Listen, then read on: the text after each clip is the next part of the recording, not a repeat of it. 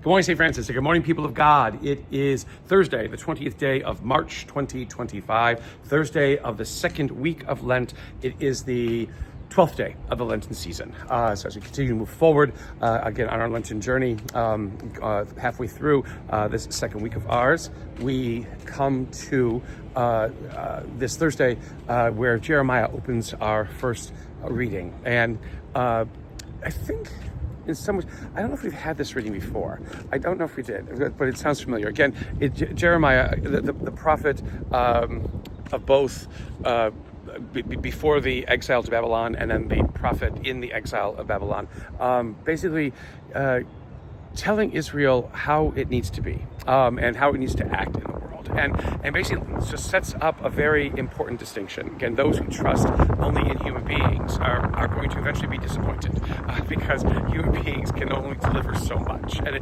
it doesn't mean that we don't trust each other. It doesn't mean that we don't care about each other. It doesn't mean that we don't look to each other for help and for support. But if we only trust in the power, again, of human beings, we only trust in the intelligence of human beings or the insights of human beings, well, it's only going to go so far, because it's true. We only know so much. We can only accomplish so much. We can only do so much. And again, he becomes very descriptive and radically descriptive in what he says.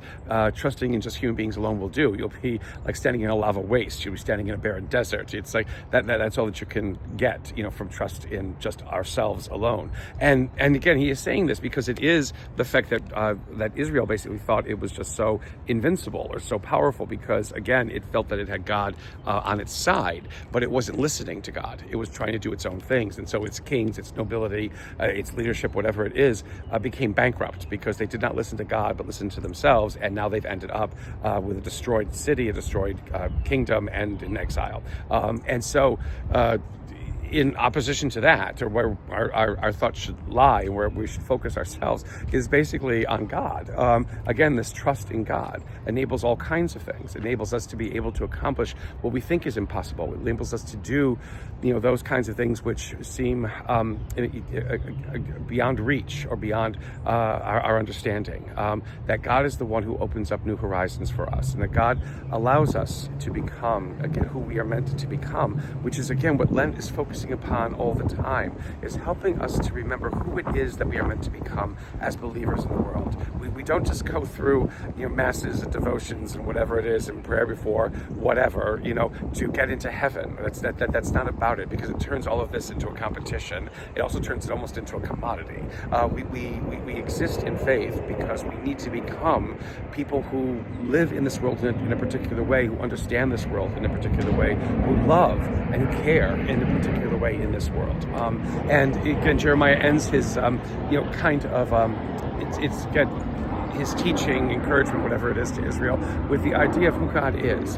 God is the one who probes the heart and probes the mind, who knows, what it is that we need, who knows what it is that we are, and God is the one who delivers this to us. God is the one who's able to give this to us, and we need to trust that, and not just trust, again, in human leadership and in human ideas and human designs alone, because that will only get us, so far, and perhaps take us down roads that are not very good for us. In the gospel today, we have Luke, and we have basically the rich man and Lazarus. Again, the rich man whose name is never given, but Lazarus, this poor beggar who sat at the gate of the rich man's house. And the rich man basically never paid him any mind, never paid him any heed, but the rich man lived quite well, dressing in purple and fine linen, all kinds of things like that. They both die, and the rich man, unfortunately, goes to a place of torment. Is it hell? Is it not? It says it's a place. It's a place that is uncomfortable. It's a place that is very it's a place where you don't want to be, I guess.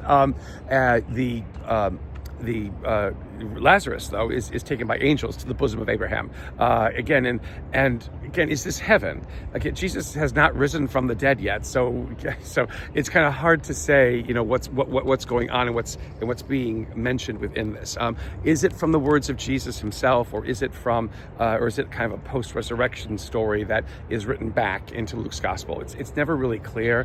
But the truth of it is, again, you don't treat people. You get what you deserve at the the end of your life. And again, we don't know why Lazarus was poor. We don't know why Lazarus ended up in the situation that he did. Was he just a poor person trying to get help? Was he a nice person? Obviously, if he ends up in the bosom of Abraham, there must have been some niceness about him. He wasn't. He didn't seem to be angry or vengeful or resentful because of his state in life, and so he ends up in the place that he does. The thing that is important is not necessarily where one ends up. It's the sense in which what is the rich man's care, for his family.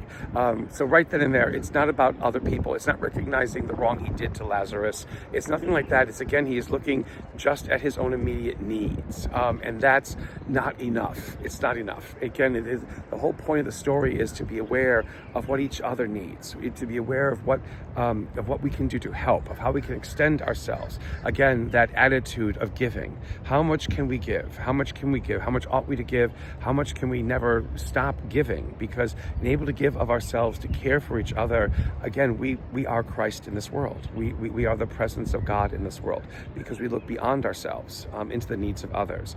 If we just think about ourselves and about those who are closest to us only, it's not enough. It's never going to give us what it is that we truly need and what it is that this world truly needs of our witness as believers in this world. A blessed continuation of the season of Lent, people of God. May the Lord give you his peace.